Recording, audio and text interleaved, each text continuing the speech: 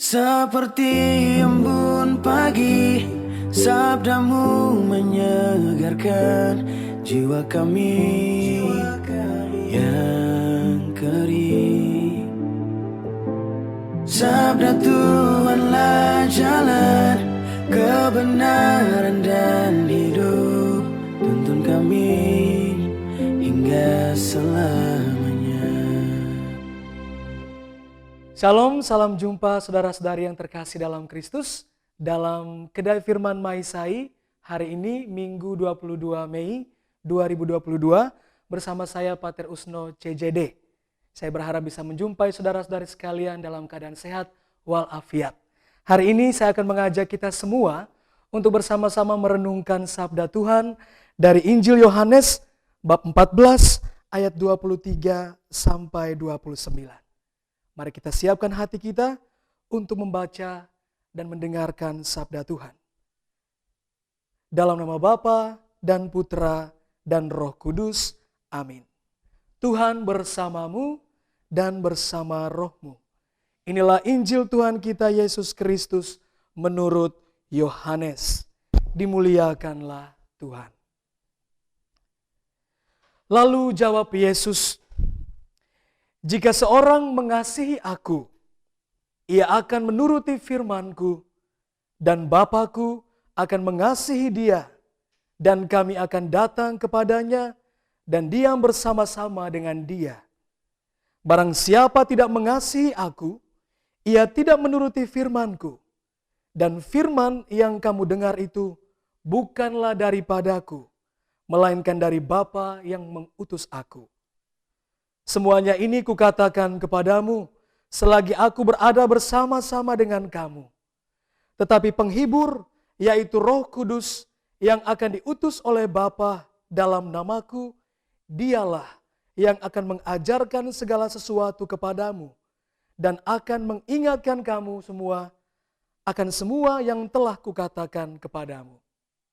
Damai sejahtera kutinggalkan bagimu, damai sejahteraku kuberikan kepadamu.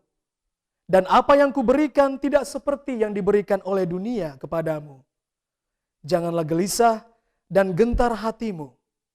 Kamu telah mendengar bahwa aku telah berkata kepadamu, aku pergi, tetapi aku akan datang kembali kepadamu. Sekiranya kamu mengasihi aku, kamu tentu akan bersuka cita, karena aku pergi kepada Bapa-Ku, sebab Bapa lebih besar daripada aku. Dan sekarang juga aku mengatakannya kepadamu sebelum hal itu terjadi, supaya kamu percaya apabila hal itu terjadi." Demikianlah sabda Tuhan, terpujilah Kristus. Saudara-saudara yang terkasih dalam Kristus, hari ini Injil yang kita dengarkan menjadi lebih menarik ketika Yesus dalam pesannya menyelipkan janji akan diutusnya Roh Kudus, penghibur kepada kita sekalian.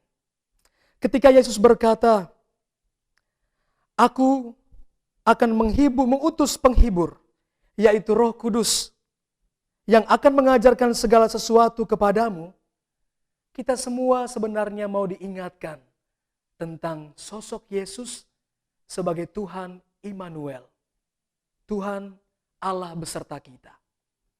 Yesus dengan sabdanya tentang mengutus Roh Kudus, pada dasarnya mau mengajak kita semua untuk menyadari bahwa Dia adalah Tuhan yang senantiasa bersama dengan kita, yang senantiasa menyertai kita apapun situasi hidup kita.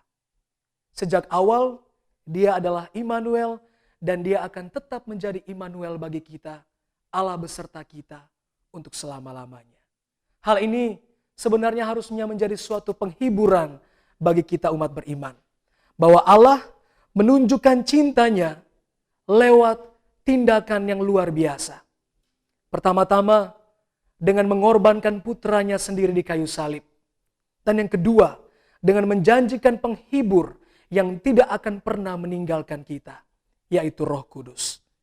Dan Tuhan mau agar Roh Kudus yang diutusnya kepada kita ini sungguh kita imani sebagai penerang jalan kita. Mungkin seringkali kita mengabaikan peran Roh Kudus dalam kehidupan kita setiap hari.